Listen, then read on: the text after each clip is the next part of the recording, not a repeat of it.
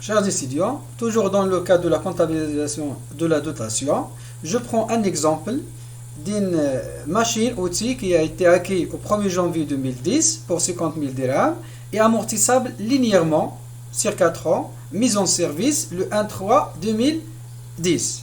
Le taux d'amortissement est de 25 parce qu'on divise 100 sur 4.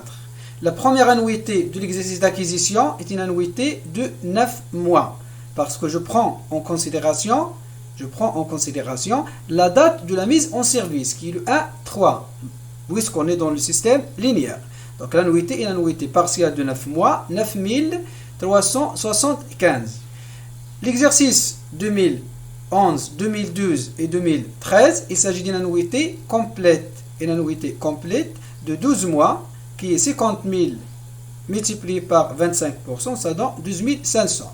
Et à la fin de la durée d'utilisation, en 2014, c'est le dernier exercice, on aura une annuité partielle de 3 mois pour compléter l'annuité de la première année. 50 000 multiplié par 25 multiplié par 3 mois divisé sur 1200, ça donne 3125 dirhams. Le journal, c'est-à-dire la comptabilisation. Et on va essayer de comptabiliser le premier exercice de 2000, l'exercice d'acquisition, et l'exercice 2011. Pour l'exercice 2010, donc le 31 décembre 2010, je débite le compte dotation d'exploitation aux amortissements des immobilisations corporelles et je crédite amortissement, installation technique, matériel outillage par le montant de l'annuité partielle.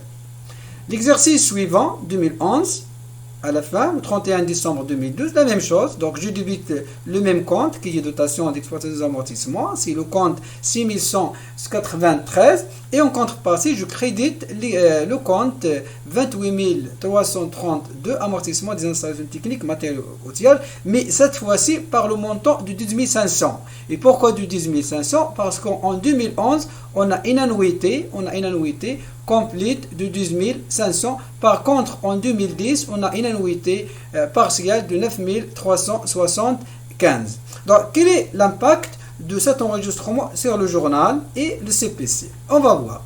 Pour le bilan, on a un bilan au 31 décembre 2010 et un bilan au 31 décembre 2011.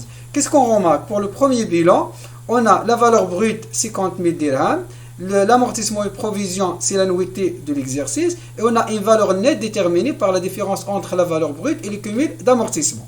Ça, c'est clair pour le premier exercice. Le deuxième exercice, le bilan au 31 décembre 2011.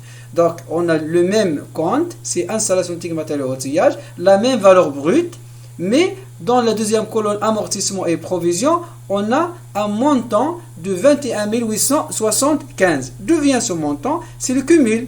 C'est le cumul des amortissements jusqu'à l'exercice 2011.